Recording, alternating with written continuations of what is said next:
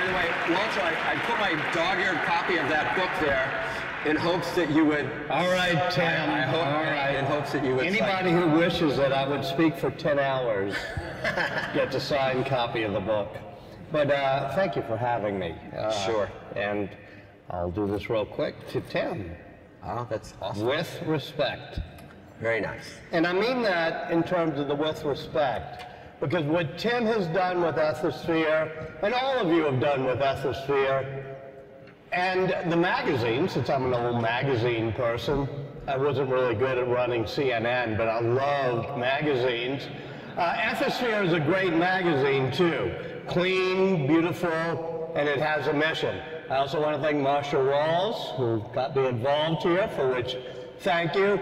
And I want to, having listened to Tim just now, I want to talk a little bit about what we have in common at the Aspen Institute and Ethisphere, which is values-based leadership.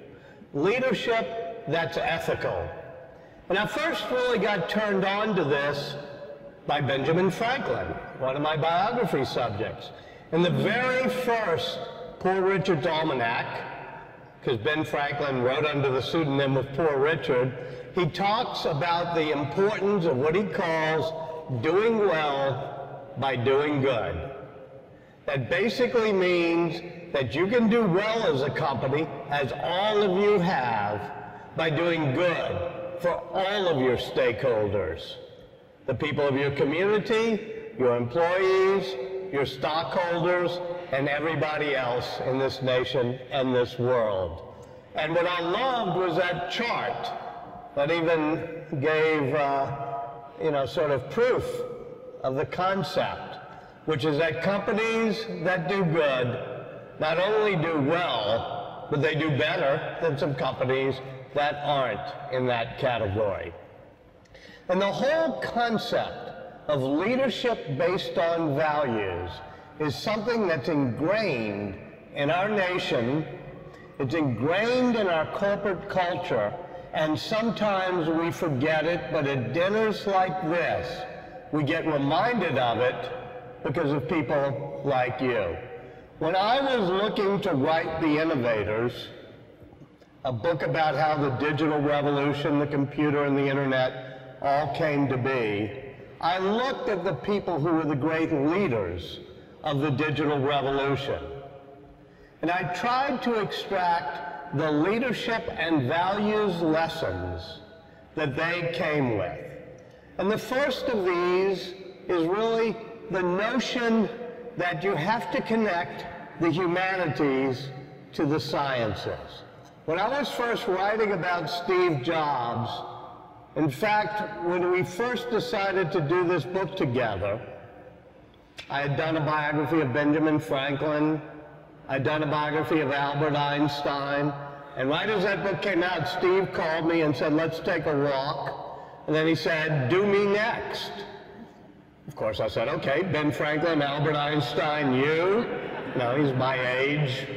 I said, yeah, you, no, I mean, whatever. And I said, well, we'll wait about 30 years until you retire, and then we'll do it. But then I realized, somebody told me, if you're going to do Steve, you got to do him now.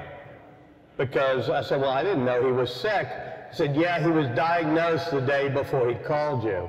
So that's why he wanted to do it. And it was very useful because when you get a diagnosis and you realize that you're only on this planet for a little while, it makes you reflect on your values. So the very first talk I had with Steve Jobs, he talked about that notion of connecting the humanities to the sciences. We were walking around in his old neighborhood, and he said, when I was a kid, I was an electronics geek. I loved making things, but I also cared about the humanities. I cared about art and poetry and literature. And he said, I thought that was odd until I read something that Edwin Land of Polaroid said. And he said that those who stand at the intersection of the humanities and technology will be there where the true value is created, because they're the ones who have leadership based on the values of what humanity is all about. And I saw the Apple Watch product launch today with Tim Cook, and how intimate and personal it is, how it's beautiful and it connects to our humanity. And it reminded me of Steve's product launches, which always used to end with a street sign that showed the intersection of the humanities and the sciences. And in some ways you say, well, why are the humanities so important if you're in a realm like Apple involved with engineering? And it's pretty simple. The humanities are what teaches us about the other. We learn that from the novels or from Ulysses or whatever the great literature that we read. We learn about other people, and that causes us empathy and understanding. That, in turn, leads to our moral compass and our sensibility. For we know it's not just about ourselves, but it's about how we relate to others. And that was Steve's notion of the humanities, is standing at the intersection of where it connects with business, technology, engineering, and the sciences. It goes all the way back to Ada Lovelace, who's one of the heroes of my new book, or heroines of my new book. Ada was the daughter of Lord Byron, the great romantic poet. So she had a sense of the humanities and the beauty of wonderful pieces of poetry, like She Walks in Beauty Like the Night. She could visualize that.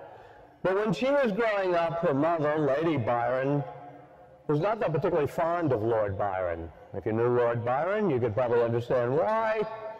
And had Ada tutored only in mathematics, as if understanding mathematics was an antidote to being a romantic or a poet. But what Ada did was she combined, as Steve Jobs and so many of the other great leaders have combined, the notion of the poetry and the processes, the beauty and the technology, the humanities and the sciences. She loved the way that punch cards were showing looms in industrial England, how to make beautiful patterns, how these gorgeous tapestries were coming out because of the punch cards. Her father, Lord Byron, was a Luddite. And I mean that literally. His only speech in the House of Lords was talking about how the followers of Ned Ludd, who were smashing those looms, were right, because the looms would put people out of work. Back then, people felt that technology might actually put people out of work. They were wrong then, just as they're wrong now. And Ada understood that, because she said that the beauty created by the punch cards and the looms can be replicated on a machine that her friend Charles Babbage was building, which was a calculator, doing numerical calculations. And she said, with punch cards, these calculators will do everything that can be noted in symbols, not just numbers, but words, art, music, anything that can be noted in symbols. In other words, she came up with the concept of the general purpose computer. And that has really been the defining thing of our generation, which is the importance of connecting things like business, computation, to the humanities and to the arts, and to the basic values that the humanities inform us about. This is why you all have won the award, because you are in that tradition. Now, those wonderful sort of computers, she felt would do everything except for one thing. In the paper that she published, which was rather unusual for a woman in the 1830s to be publishing in a scientific journal, she said, computers and technology will someday be able to do everything. Words, pictures, music, art. But one thing, and that's they will never be able to be creative, to be imaginative, to think. Flash forward 100 years and you get to Alan Turing. In my book, I kind of wanted to make Alan Turing famous because I thought he was one of the great heroes. just as my book came out, Benedict Cumberbatch played him in the movie, so nobody remembers that I wrote about him, but at least he's famous now because of The Imitation Game. And Alan Turing believed in the concept of artificial intelligence. And he believed that someday machines would be able to think without us. And he wrote a paper on that after breaking the German code at Bletchley Park and coming up with the notion of the universal computing machine, which was based on what Ada Lovelace said. And he wrote a paper called Can Machines Think? And the main part of the paper, the section is entitled Ada Lovelace's Objection, because he understood history and the moral force of history. And he asked himself, okay, how would you test Ada Lovelace's theory that machines can't think? And he came up with what he called the imitation game. We now call it the Turing Test. But you take a machine and you put it in a different room. You also put a human in a different room. You send in questions.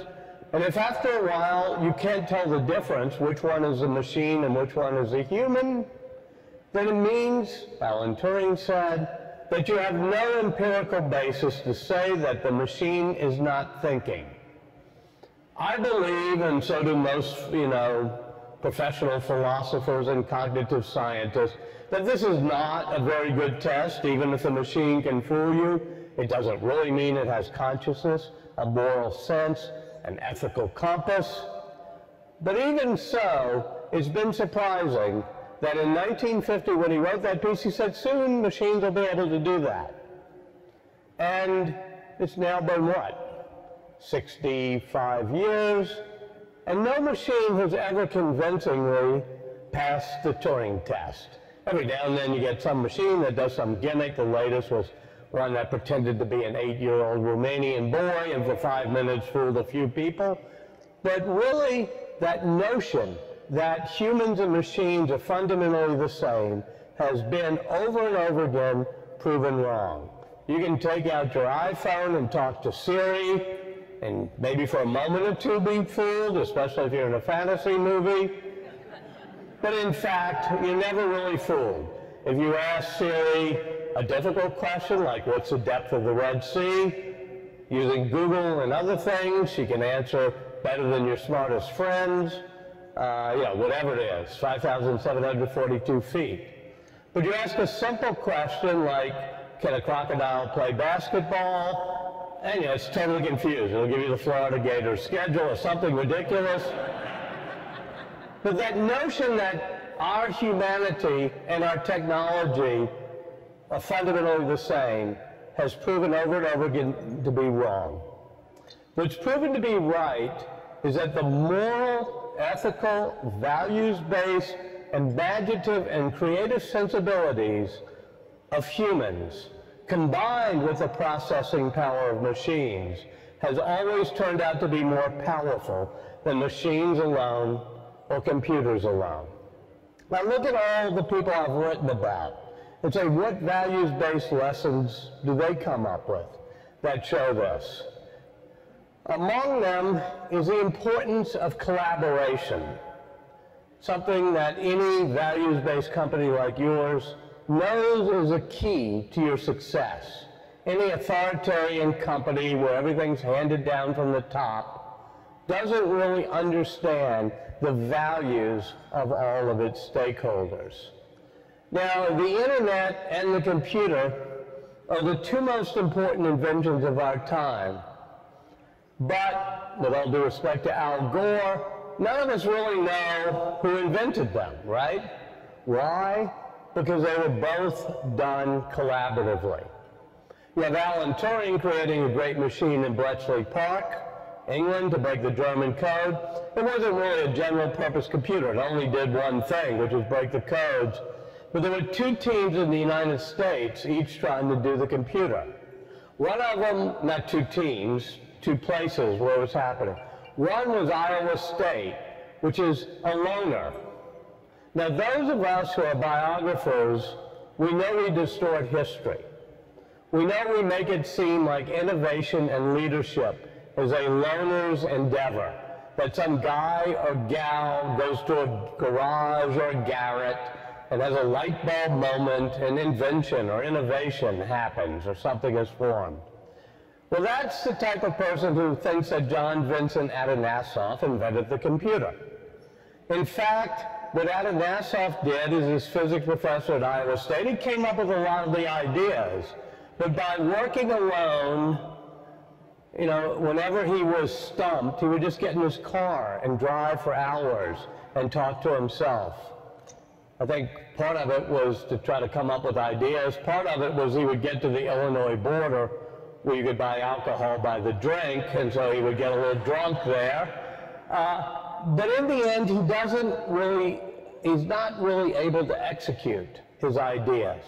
Why? Because he can't make the punch card burners actually work, he can't make the mechanisms work, he doesn't have any engineers, and by the time in 1942 he's called into the Navy, he abandons the machine and they throw it away at Iowa State. Having had no collaborators, nobody really knew what he was doing, and so they needed the space. At the same time, you have a guy named John Mauchly, who really is, to me, one of the unsung heroes of the computer age. He believed in the importance of art, the importance of beauty, the importance of design, but also the importance of working with people, of collaboration. The things that you have learned in your everyday business. So John Mauchly from Washington, D.C., loved meetings like this where people got together and talked. He was a member of the Carnegie Institution and the Smithsonian and the National Geographic Society, and he traveled all over to pick up ideas for the computer. He went to Bell Labs, he went to the 1939 World's Fair, he went to Dartmouth, he went to Harvard where Grace Hopper and Howard Aiken were making a mechanical machine. He even hears about this guy out in Iowa and drives there and spends 4 days with him. Those of you who know the general counsels at your corporations will understand that this led to a 17-year intellectual property patent dispute. But what it also led to is what I call collaboration. What other people call stealing intellectual property or cheating is actually collaborating. So he gets back to Penn, the University of Pennsylvania, and he says, to make this work, creativity is a collaborative sport. It's a team effort. He gets a great engineer, Press Barker. He gets 6 wonderful women mathematicians, because women were at the forefront of math in the early 1940s. More women got PhDs then than they did a generation later in math. He has mechanics, all sorts of people working together, and they create ENIAC.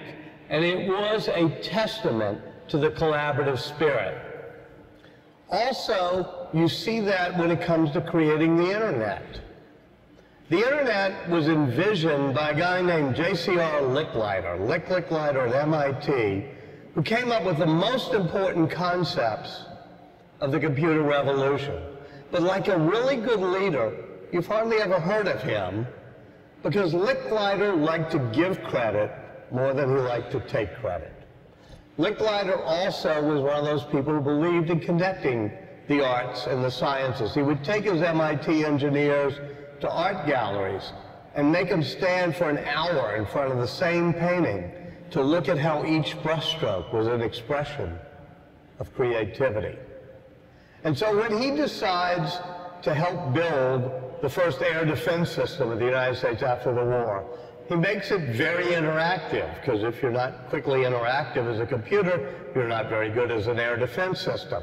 He makes it so that it has a wonderful graphical displays, so that people can tell a passenger plane from a pigeon, from a missile or an enemy attack coming in. But most importantly, he realizes that you have to network things in order to build something of value. And he calls it the Intergalactic Computer Network. But when he gets to the Pentagon, where he's running ARPA, the Advanced Research Projects Agency, he calls it ARPANET, and eventually it becomes the Internet. And because it's gathering all these research centers together, they do what most research professors do in such a situation. They delegated the dirty work and the hard work to their graduate students. who had to figure out how to make the internet work, how to make the protocols that showed packets how to switch and go from place to place on the internet. And once again, it was, as you found in your companies, an ability to empower people, to decentralize authority, to trust people so you have a collaborative effort. Instead of having all the rules handed down from the Pentagon or from on high, these graduate students got together and decided to do it collaboratively. In fact, they assigned to the youngest of the graduate students, a guy named Stephen Crocker, who's still around, hangs out in Washington, the task of writing them up. And instead of calling them protocols or proposals or rules or regulations as if they were dictated by the group, he simply called them requests for comment. So every single step in building the internet was published as a request for comment to make sure everybody could collaborate. And so the internet that they ended up building had that decentralized quality to it, where each and every node on the internet has just as much power to store and forward packets of information. When I was at Time magazine, we wrote that they did it that way so that it would survive a Soviet nuclear attack. You know, if you have a centralized system with a big hub or two, you attack it, it takes it out. Even if you have a lot of regional hubs, it makes it easier to attack. But this whole way of a collaborative, distributed power process of what they built made it harder to attack. We got a letter from Steve Crocker who said, no, you're wrong. That's not why we built it that way. We built it that way because we were trying to create something that embodied collaboration and empowering every person on the team, not because we were going to survive a nuclear attack. In fact, of course, most of the graduate students were graduate students because they were avoiding the Vietnam War, so they weren't helping the Pentagon. Time magazine back then was arrogant. I know because I was there. And so a letter was sent back to Steve Crocker saying, no, you're wrong, we have a better source, we're not going to print your letter. When I was doing my book, I decided to go back and figure out who this better source was. There's a guy named Stephen Lukasich who had replaced Licklider as head of ARPA. And I asked him, and he said, well, yeah, we were trying to survive a nuclear attack. That's how I got the money out of the colonels at the Pentagon. That's how we got the appropriations in Congress. But we didn't tell the graduate students. We knew they were all draft dodgers and they wouldn't want to hear it. So we didn't tell them that. So you tell Steve Crocker, he told me, that he was on the bottom and I was on the top. And so he didn't really know what was happening. So I went out to Bethesda, had coffee with Steve Crocker. I told him this. Steve Crocker stroked his chin and said, you tell Lukasich that I was on the bottom and he was on the top. So he did not know what was happening. And in some ways, that is the essence of empowering people in a whole organization that really is embodied in the computer and the internet. That also embodies a sense of humility, which really is the most important value if you're running a great company or you're a company, is to know you have to listen and be part of things. Humility is this great virtue.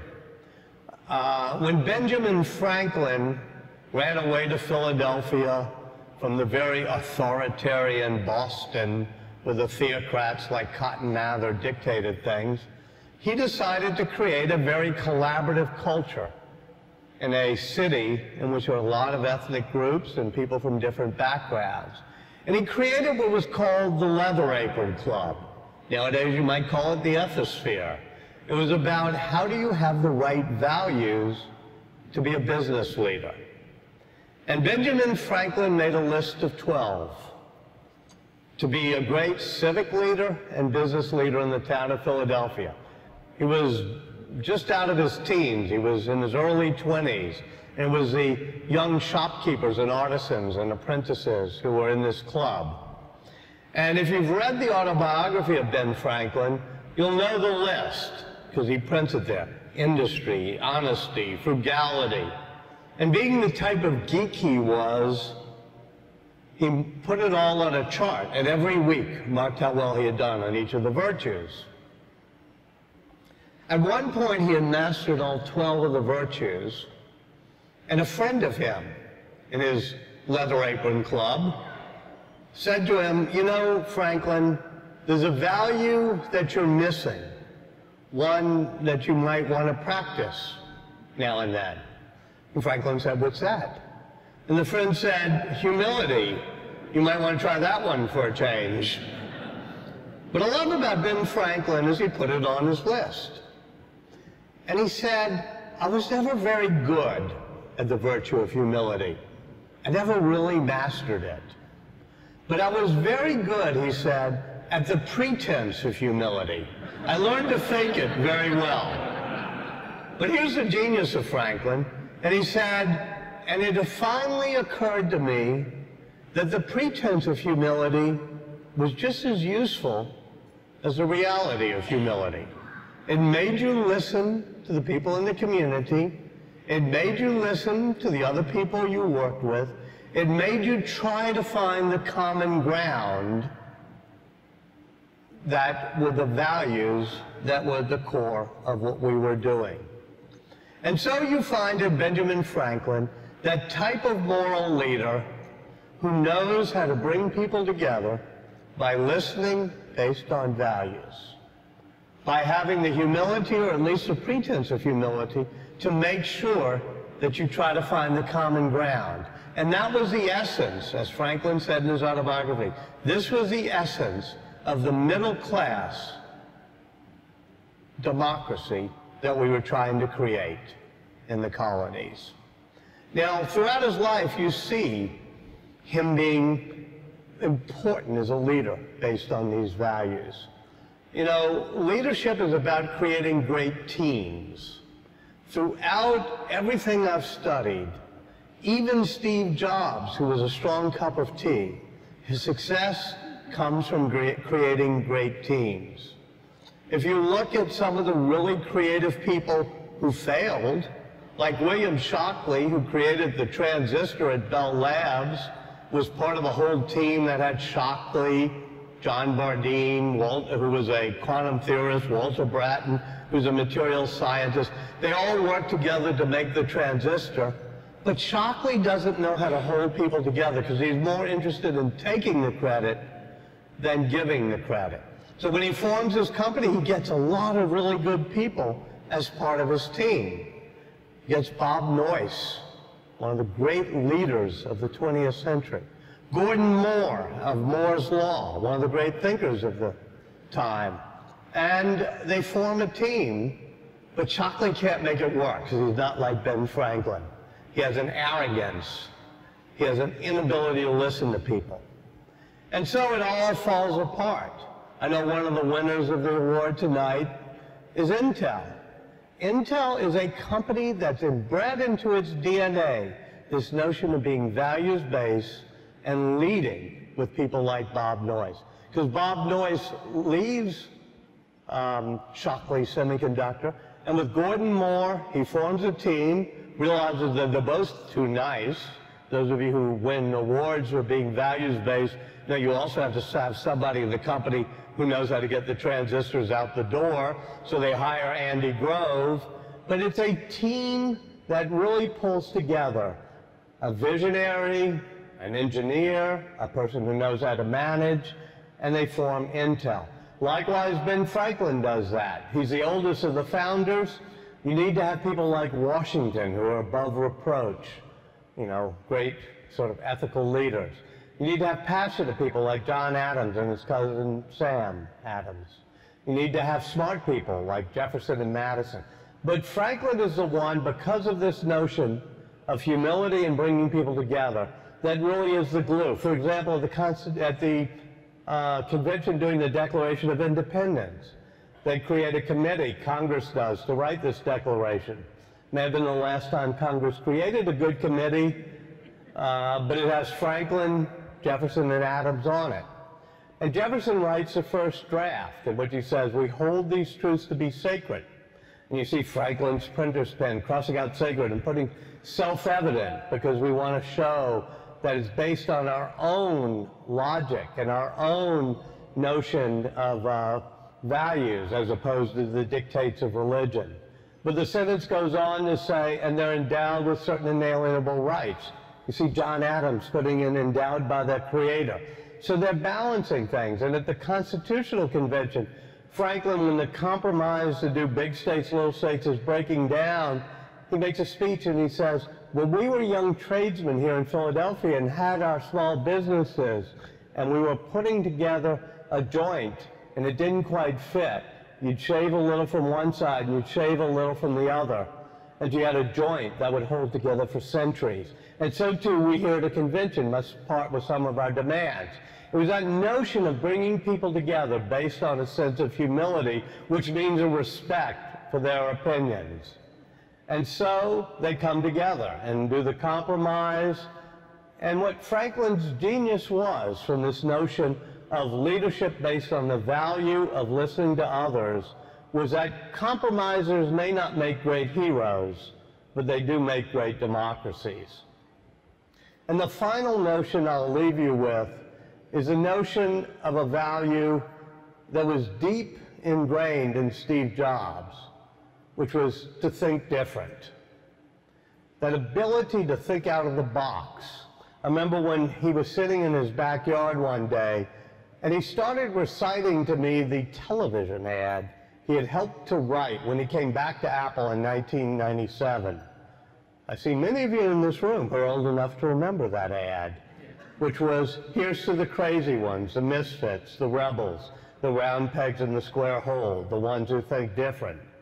And he recited it from memory all the way to the end, which is, and we celebrate those who are crazy enough to think they can change the world because they are the ones who do. And at the end, he had tears in his eyes because he was so moved by this.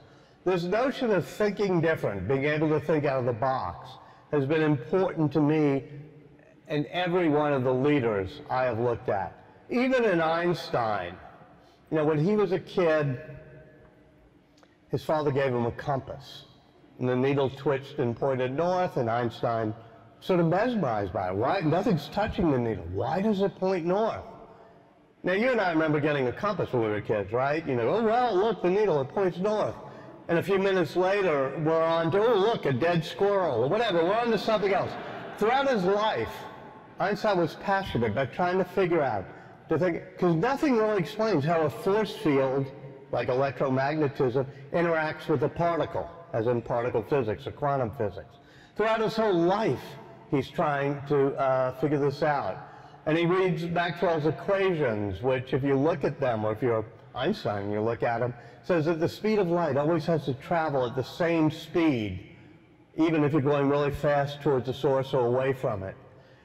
And so at some point, since he had run away, dropped out, been a rebel, he didn't get his doctorate, so he's just a third-class patent clerk in the Swiss Patent Office.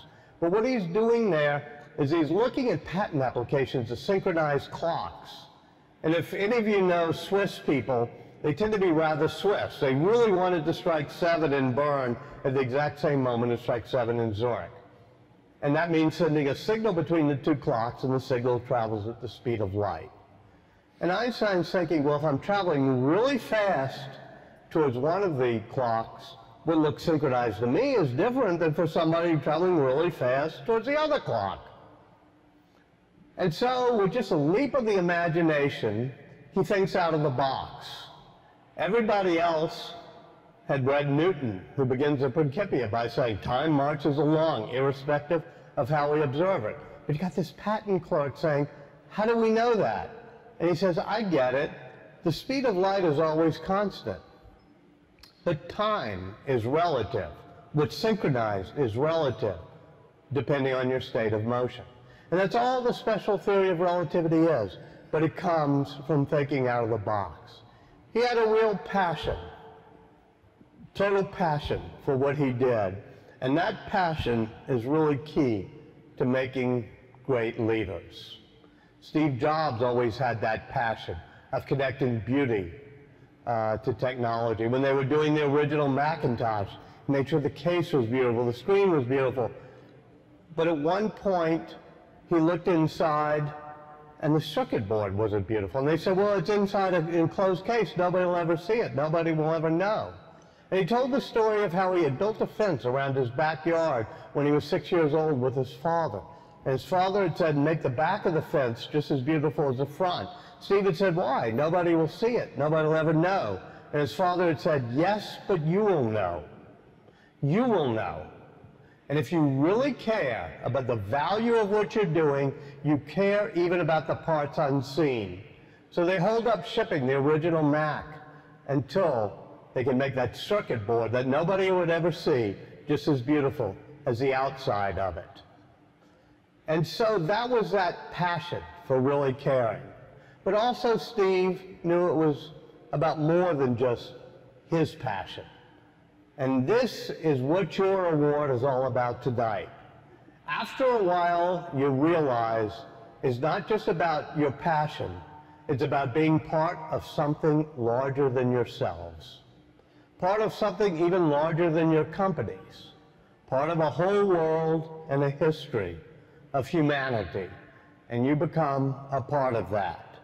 For Benjamin Franklin, it was that notion of tolerance. During his lifetime, he donated to the building fund of each and every church that was built in Philadelphia.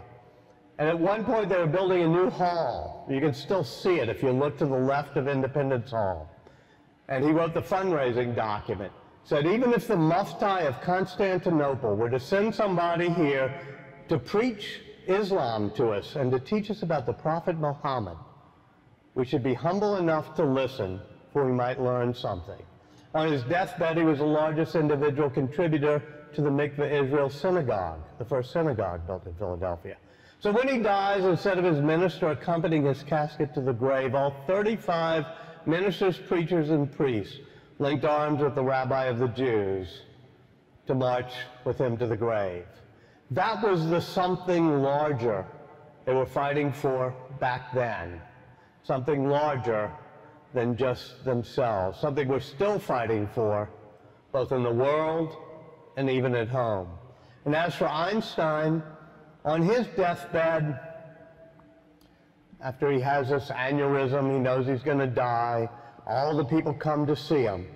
And on his last night, he asked his secretary, Helen Dukas, to bring the papers from his Princeton office to Princeton Hospital.